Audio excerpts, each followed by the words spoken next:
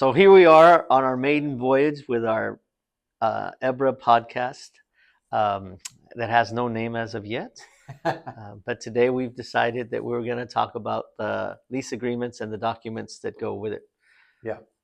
I'm Chris Tipton. I'm with EBRHA, and this is Jorge. He's one of our members, and he's, I love chatting with Jorge. We have some great conversations, and we thought, why don't you come in and let's have some of these conversations and share them with everybody, because I think he's got a lot of great information that could be helpful to everyone. So absolutely. And lease agreements. Lease agreements. We get a ton of calls from our members, not just members, non-members as well, asking for help with lease agreements because they've gone online and they did a Google search for rental lease agreement, and they pull it off and they use it, and then what happens? They get in trouble, right? They get in big trouble, especially nowadays. They're, Alameda County and Contra Costa, if you go to court and you have a document that the court deems is not appropriate, you'll get tossed. Why though? What does that mean though? Like appropriate? What? It's just a basic lease agreement, right? I mean, isn't that pretty simple kind of thing to just?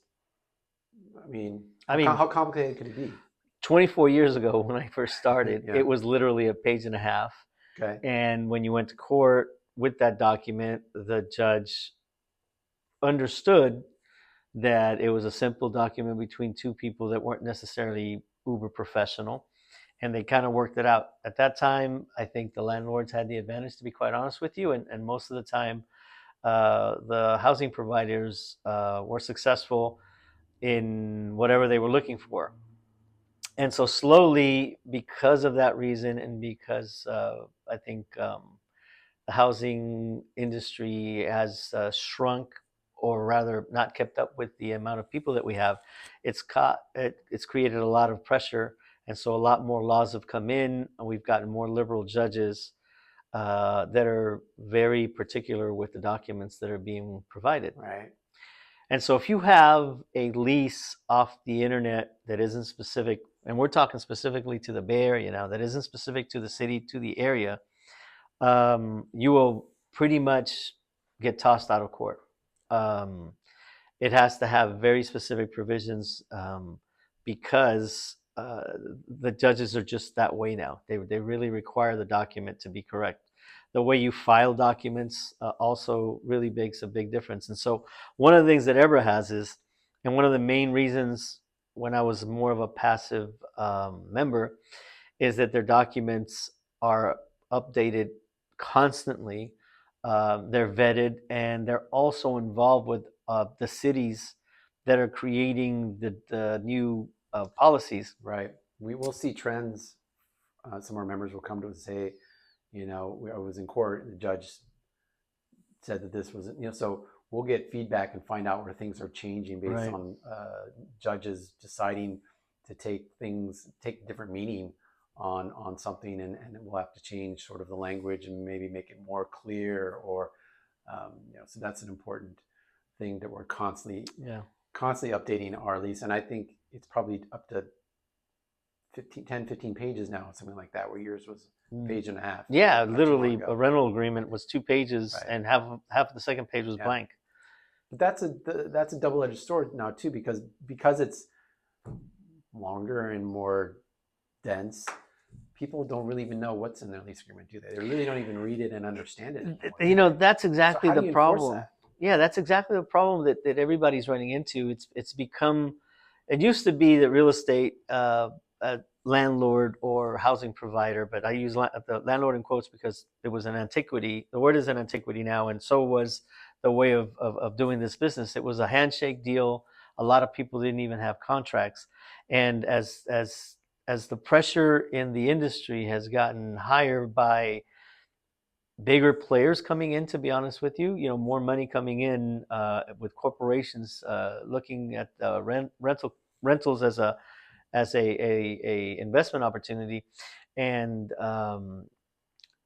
just the internet allowing people to understand things quickly, it makes everything more complicated, and so everything has to be refined. Right.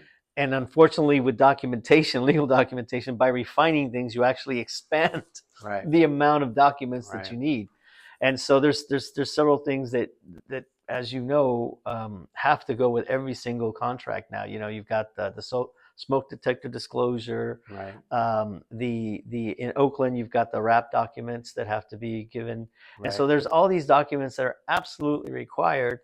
But at the end of the day, you still have a person who's owns a building who's not, the building isn't their primary business. They do something else and they Right. happen to own another building. Right. And then you have somebody who just wants to live there. Right. And they're not really interested in becoming technical. As a homeowner, it's a different mindset. You understand that you're going to buy a property, you're going to get inspections. It's a longer process. Because you're And so, liable with a yeah, home when you buy it. So you're right. like, oh, I need to make sure I know what I'm doing here. Right. Yeah, and the expectation of the documents is probably a little bit more normal and natural to that process. But now, as things have become more litigious, it's absolutely necessary to have a document that's compliant.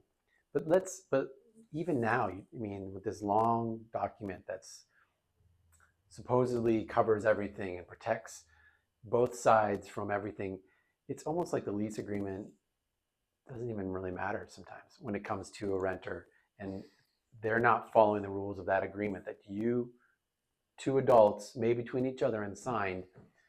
They could be breaking all the rules on that lease agreement and you can't get them out. It seems like 100%. So it's like, what does the lease agreement even really mean almost? Yeah, it goes exactly. I mean, it's funny because I have a lot of people who either own property for a long time and are inexperienced in this process, as they lose long-term tenants, or I have new investors who bought property, and I end up confusing people a lot of the time because I tell them, make sure you're compliant with the paperwork, but that's not how you want to run your business. Right. Because it's like everything else. That's like the last resort. That's the last document you want to go to. That's the last process. You want to have a conversation with the other party, that's civil. And a lot of the times, if you're able to keep communication, it doesn't mean that they're going to agree with everything you say, or that every relationship's going to be rosy. But if you have a dialogue, a consistent conversation with people, it really staves off a lot of what the contract is trying to do. And so to me, that's one of the biggest things is, that as this business has become more technical because of the awareness of it, the mom and pop operator who used to do that, a lot of the old mom and pop operators, as a matter of fact, I think the spreadsheet that I just showed you is proof that rents are low. Yeah. And so those are people who had a handshake agreement who said, I'm going to charge you a little bit of rent. You're going to deal with the property. If the water heater blows out, you replace it. I don't want to know about it. If the roof collapses, call me. Short of that, you deal with it. So the lease agreement is going to, if worst case scenario, you got to go to court for something, that will at least hold up to some degree in that regard. But really day to day, you still have to be there. Yes. This is America. I can do whatever I want. You can't tell me what to do. I mean, so there is that sort of mentality. So is there, we've talked about this, like communication is so important between you and your renters, and making sure they understand what the rules are and that they're there for a reason or why, or maybe posting rules, or every time, I don't know, once a month or something, you sort of resubmit. You could do like a newsletter for the building, just reminding people of what the rules are. I mean, is that kind of thing where there's that communication? Absolutely. So people don't, like, I signed that lease 2 years ago. I don't even remember what's in it. And so I'm doing things that I don't even realize I'm breaking the rules. Or, what does that matter? Talk about communication and how that applies to the lease. But it really does, because the lease allows a framework that you could refer back to, when you're dealing with a tenant who's not following everything. But the main thing that I always say is, if you don't want to manage your property, make sure that you manage the manager, and make sure that they have a relationship with the tenants, because a lot of the times real estate has been sold as passive income. And it is, for the most part. You do have, let's say, 10 out of 12 months where you're just collecting the rent, nothing happens. Maybe you have a couple of incidents in there. But if you allow the tenant to live their life without you being part of it, and it doesn't have to be a huge part, what ends up happening is both of you guys end up making ideas of what the other person is about. But if you're communicating with them, at that point you as long as you've got a cooler head, you have to understand that where they're coming from. One of the things that I always tell people is we're always the hero of the story. So they think they're the hero of the story, right? Well, no one's the villain. So you have to understand, well, why are they doing what they're doing? The lease allows a framework that you could refer back to when you're dealing with a tenant who's not following everything. But the main thing that I always say is, if you don't want to manage your property, make sure that you manage the manager, and make sure that they have a relationship with the tenants, because a lot of the times real estate has been sold as passive income. And it is, for the most part. You do have, let's say, 10 out of 12 months where you're just collecting the rent, nothing happens. Maybe you have a couple of incidents in there. But if you allow the tenant to live their life without you being part of it, and it doesn't have to be a huge part, what ends up happening is both of you guys end up making ideas of what the other person is about. But if you're communicating with them, at that point you as long as you've got a cooler head, you have to understand that where they're coming from. One of the things that I always tell people is we're always the hero of the story. So they think they're the hero of the story, right? Well, no one's the villain. So you have to understand, well, why are they doing what they're doing? And then talk to them, have a little bit of empathy, if you will, and say, okay, well, what is it that you're doing? Now, there are some bad actors who are just going to be bad actors. Yeah. But if you go talk to them, you're going to shrink the time that they get to be bad actors, because you will confront it faster. A lot of people are like, oh, I'll just ignore it until it's terrible. But I think that the reason why the lease is vital, even as complicated as it's become, is it's a point that you can always come back to as a reference and say, hey, this is what's going on. Mm-hmm. This is what we talked about. From the beginning. As a matter of fact, I can give you an example. I have one recently where there's a couple that are young. They're in their probably early 20s, mid 20s, and the guy, they just had a baby, so he's been having some beers in the parking lot with his buddies because they have a baby and the wife doesn't want him to want the baby to be disturbed. And so the other tenants who also have families called me and said, hey, this guy's keeping us up. They're making noise. Mm-hmm. So I went over there and I talked to him. I said, I can't have you guys in the front. And he's like, well, I can't, we just had the baby. Yeah. And I said, well, you have 3 other buddies here that don't live here. That to me looks like 3 other houses. Why are we in front of my building? And so all of them were like, oh, and I was, go hang out at their house. Right. And so what I did, when they were upset, they all left. Cooler heads prevailed. Right. That was on a Friday. Sunday morning, I called the wife and I said, hey, I just want to swing by. I'm not mad at this, nothing. I just want to talk to you guys a little bit. And so I brought the document, the lease, and I said, look, this is part of it. It says at 10 p.m., you can't make any noise, number one. Number two, it literally prohibits that type of activity in the parking area. Right. I said, so it's in the lease.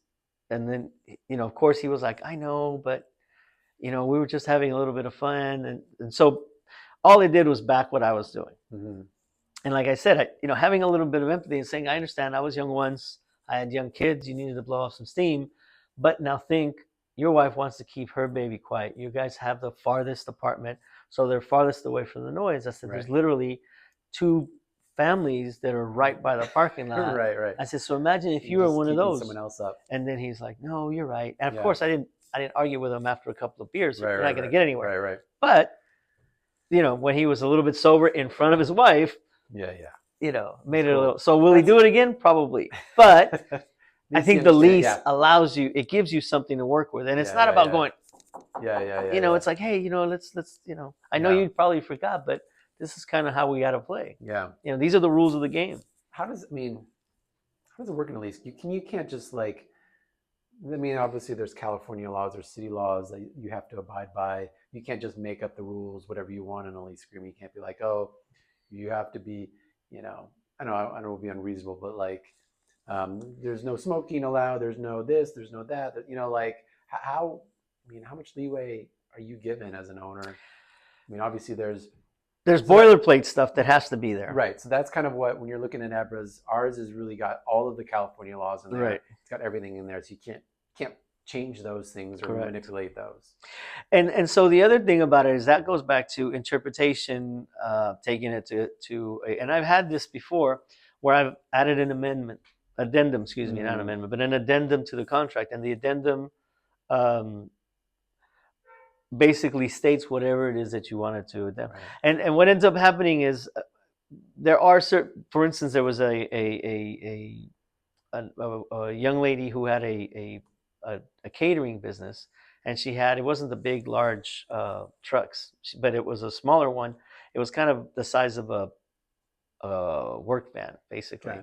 But I don't know whether it was hot dogs or whatever, but it took up a lot of space. And she said, "Hey, can I pay you extra to have this?" But I said only on the weekends, and it can't be here because it takes up too much space. Blah blah blah. So we corrected her parking space for that, and you just added, added to it. Yeah, I guess if there's a parking, if there's no parking, if there's a pool, if there's laundry, there's certain rules I guess you would have to add in there or change. Well, those are pretty simple, you know what I mean, because those are things that aren't going to change. There's other things that can come into play, especially like if you're renting out rooms, right? One of the big things right now is house hacking and renting out rooms. So that can change, and as long as everyone is okay. Well, in California, if you have a lease, both parties have to agree to correct the lease, and then it's up to the judge if he's going to honor it. It's not like a contract when you're buying something, because as you're reaching that purchase, you hit a goal, and the goal is to transfer ownership. With a lease, it's constant. So if you started off saying there's no dogs, and then the person brought in a dog, right, you can put your foot down and say you can't have the dog, but then you can amend it and say, okay, which I've done. Right. Hey, okay, tell me what the dog is before you bring it in. I want you to have insurance. Right. And I need to be able to meet the dog. If the dog comes at me, he can't stay. If he's friendly to me, then he'll be friendly to the neighbors, and I hope it's okay. And then the other thing that I would tell people is, like, I have to let the other tenants know and say, hey, what do you guys think about this? Because I want everybody to be happy. Now, if you started off with that in the beginning and allowing pets, that's a different story. Right.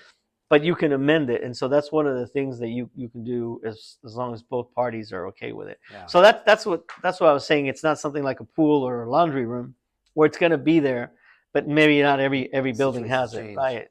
What about like subleases, when you've got maybe a renter, and then they want to bring in a roommate after the fact? They've been there a year, and now they want to bring in someone else into the property. How would you handle something like that?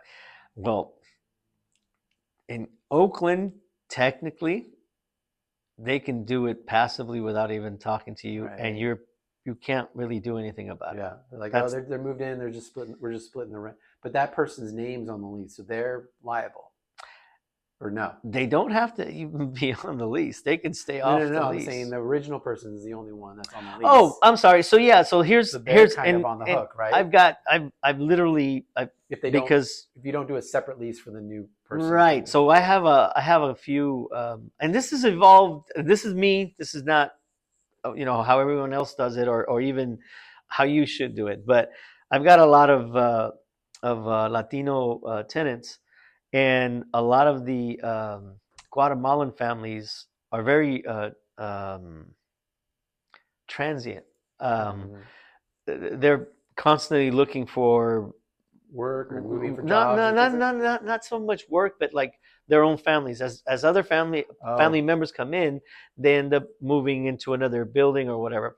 And so what ends up happening, and their culture doesn't understand that grandma you have a contract, right? Exactly. Got it. And so what ends up happening, what's happened before, is I show up because I'm active in all the buildings, and I want to know who's there. And a guy comes, coming in with a bag. I'm like, "Hi, who are you?" And he's like, "Oh, blah, blah." Or he looks at me like, "Why am I telling you who I am?" You know what I mean? Who are you? And I'm like, "Well, I happen to own the joint. Sorry." Right. Sorry. And so he's like, "Oh," and so then I don't bother the person. I go talk to whoever it was, and so what ends up happening there is, so the person on the lease is your go-to person. Well, but then the conversation changes, because first you have to talk to them and say, "Hey, we agreed that you weren't going to bring someone without talking to me." Right. You get through that part, and then you decide, and you basically tell them, you can still be responsible for the money, what that'll do is it'll allow you to get these guys to be interchangeable. Mm. But if you want them to be responsible for a portion of the property, technically they always have rights. But if you want me to acknowledge them as a true tenant, Right. then you can't be the master tenant. Okay. Does that make sense? Right. And so I don't do formal master tenant agreements because it becomes a whole thing. But So they're what do you do then? so I have conversation with them, and I talk to first. I go and talk to whoever the point person was. Yeah. Say, what's the deal? Right. Who's this? And then in the beginning, they all lie. Oh, it's my cousin. They're always cousins, right? Right. And in reality, they're not. They create networks like everyone else, and it's probably somebody who needed a room, and he had extra space or a bedroom, and $1,000 is $1,000. I completely understand. Right. Technically, they always have rights, but if you want me to acknowledge them as a true tenant, right, then you can't be the master tenant. Okay. Does that make sense? Right. And so I don't do formal master tenant agreements because it becomes a whole thing. But So they're what do you do then? so I have conversation with them, and I talk to first. I go and talk to whoever the point person was. Yeah. Say, what's the deal? Right. Who's this? And then in the beginning, they all lie. Oh, it's my cousin. They're always cousins, right? Right. And in reality, they're not. They create networks like everyone else, and it's probably somebody who needed a room, and he had extra space or a bedroom, and $1,000 is $1,000. I completely understand. Right. And so I just tell him, I said, so what's your relationship? Do you think he's going to be here as long as you're going to be here? Do you expect him to leave before that? Right. And they're like, okay, he's fair with us, and one of the biggest things is these are people, man. And we get really stuck on, we have, you know what I mean? And they're the people, if they're otherwise okay, have a little grace. Right. And so I tell him, okay, well, what's the situation? Well, he's a young guy. He's 20 years old. Okay, so do you want him to have the ability to vote, essentially? Right. And he's like, not really. I said, okay, well, then you're going to still be responsible. I will take his identification, but I won't formally acknowledge him as a tenant. Obviously, he's already a tenant. Let's be honest. If I have seen him there, and if we go to court, I'm not going to lie and say I hadn't seen him. Right. I've got cameras. So if they want me to bring him, so I don't bother with all that stuff. Some people do, and I've had friends who get mad at me because they don't like that. But I allow them to do whatever they're doing. And all I ask them is, I always need to know who's there. For whatever happens in whatever emergency, I need to know who's technically living there. And then I leave it up to them. Sometimes it'll be another family where they want to live in a 2-bedroom, a 3-bedroom. And I don't raise their rent just because there's more people. I do raise the rent annually as I can, if it makes sense. Like from the pandemic, I didn't raise rents for 2 years. Actually, 2021. 22, so 3 years. Mm-hmm. And I didn't bank it. It's there, but I'm not concerned about it. Everybody had it tough. People with lesser income than me definitely had it tougher. And so anyway, what I do there is they came in and we signed a addendum, and the new people were on the lease. They were responsible for the payments like everybody else, and then Mario, the original guy, he and I had been working with a program called NACA, NACA. I don't know if you know about it, but it's a really cool program. Eventually, he was able to qualify, and he bought a property in Tracy. Oh, wow. So his cousin ended up keeping the place. And I mean, I didn't lose a month's worth of rent. They're respectful. They keep the place clean. They pay the rent on time. They were excellent tenants. So why create a problem when there wasn't? Is there like how many people is too much that they would bring in? Is there a limit? Is there, you have a number? And see, that goes, it's very, what's reasonable? It's interesting because what you and I would consider unreasonable, right? They don't. And one of my biggest concerns isn't, just like, are they making a mess? Are they being too loud? Is it really based on those factors? Here's the biggest thing that I've run into. As investors, we want to maximize our profits. Okay. And so what I've tried to get people to do is to change their mentality, because they're thinking 2 families, I'm charging $2,500. Well, I'm going to charge them $3,000 because technically they're saving money. Right. You're right, but if it was a single family, the market wouldn't support it. What are you doing? You're being exploitive, right? We're renting a building and a unit in the building. We're not renting to the individuals, right? So that's not a per room thing. And so that's one of the things I try to explain to them. I said, this is one of the main reasons why we end up with a bad reputation, because we exploit people in that sense. And so I tell them the truth. I said, listen, one of the biggest issues that happens is things are going to get worn out. Right. I said, so just what? Wear, well, I mean, tear. any go to a restroom in a high-end bathroom, in a high-end restaurant, hotel. It looks fantastic. Hotel. Right. Yeah. You go to a BART station bathroom, and it looks terrible simply because there's the amount of people that are going through it. And so I tell them, we need to talk as soon as something starts becoming worn out. Not broken, just worn out, number one. Number two, you guys specifically need to be very, very, very on top of respecting the space. And then the other thing that I tell them is I have to do inspections more often, maybe every quarter instead of what I normally do is twice a year, spring and fall. And I put that in the contract, by the way. But when there's a large amount of people, I need to go to get in there in the quarter so I can curtail things. Especially when they don't know each other. They don't, you just don't respect as much. If you're family, you respect more. If you're just the guy renting a room, you might be a little bit more sloppy, and then no one takes ownership of the kitchen being clean and the bathroom. Right. And so those are the kind of things that I try to circumvent. But the reality of it is, rents are so high that I care more about the children, to be honest with you. If they have a bunch of kids, I'm a little bit more lenient. If it's adults, figure it out. And no, you know what I mean? If you're bringing in. What about, I just want to check. You can cut there. Make sure everything's okay. Yeah, we're good.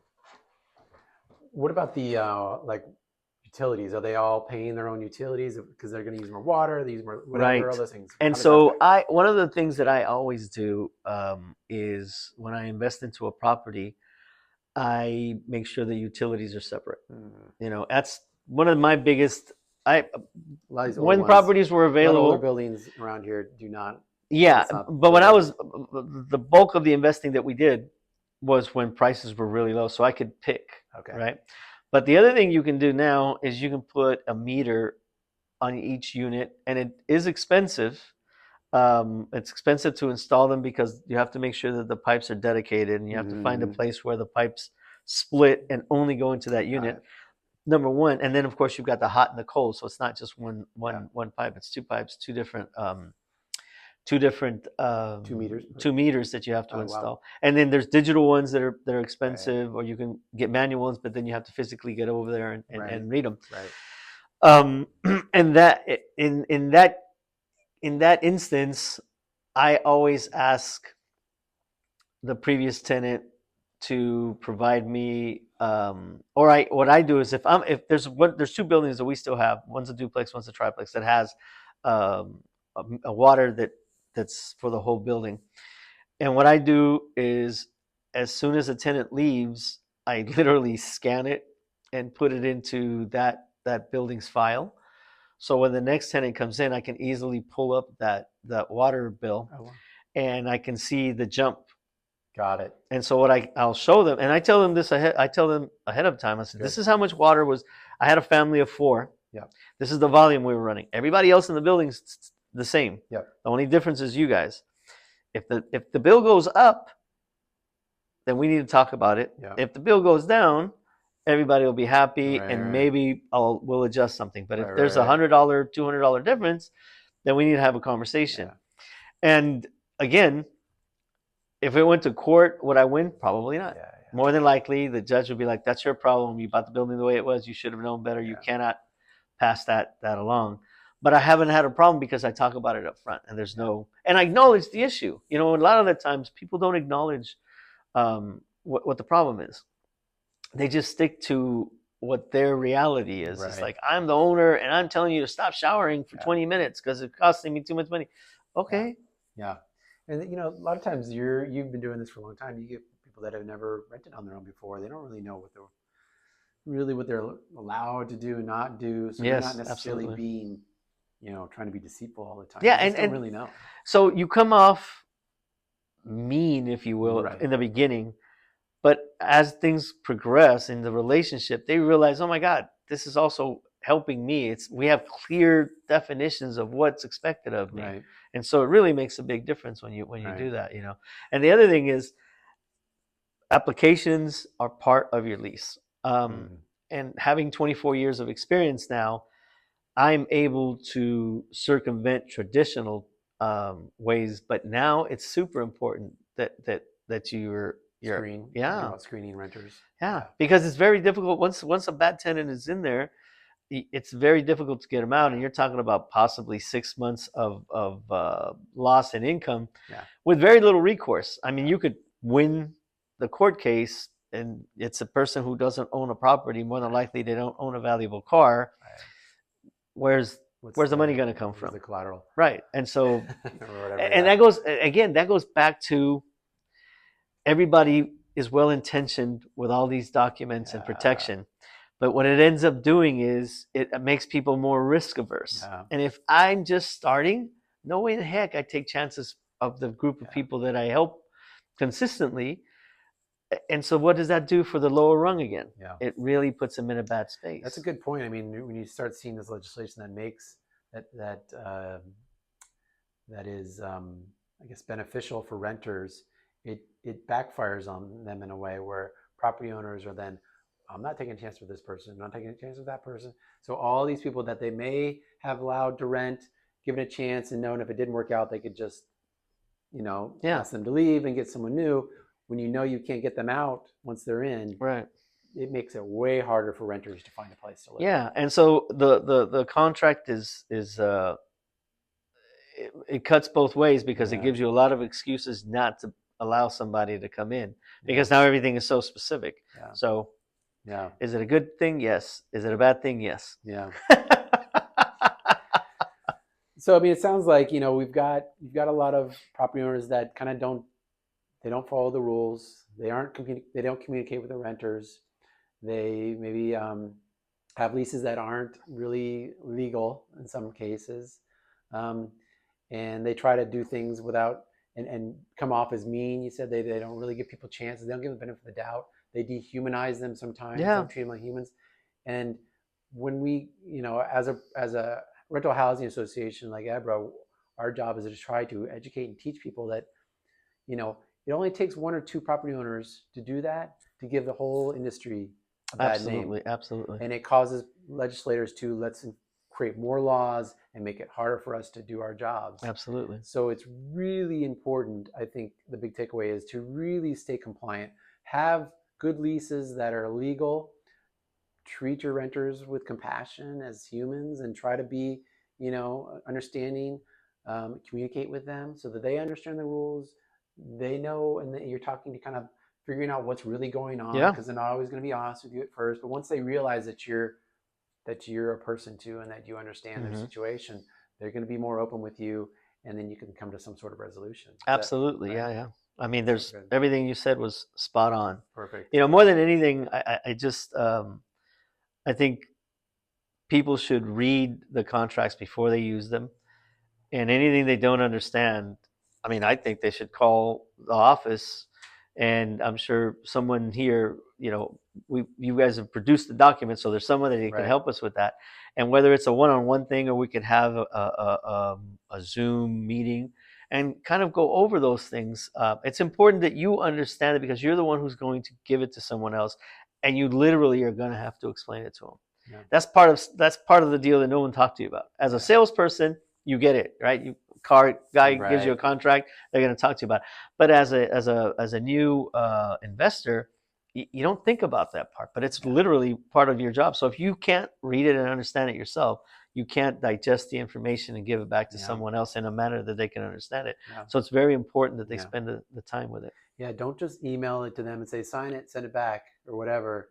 Go through it with them. Make sure that, especially the things that you know are friction points, things that a lot of renters maybe don't understand or break the rules on, you have the experience, go make sure they understand those things. Like I said, maybe post those things up in the building so they know. Absolutely. All right, well, another great talk. Another All good right. talk. I love talking to you, Jorge. Thanks a lot for this. I think, leases, like I said, is something that everyone talks to us about, wants to know about, and has a lot of confusion about it. I think it's the starting point of that relationship between you and your renter. It's the beginning of that relationship. And I think if there isn't a good understanding and it's not clear, it leads to problems down the road.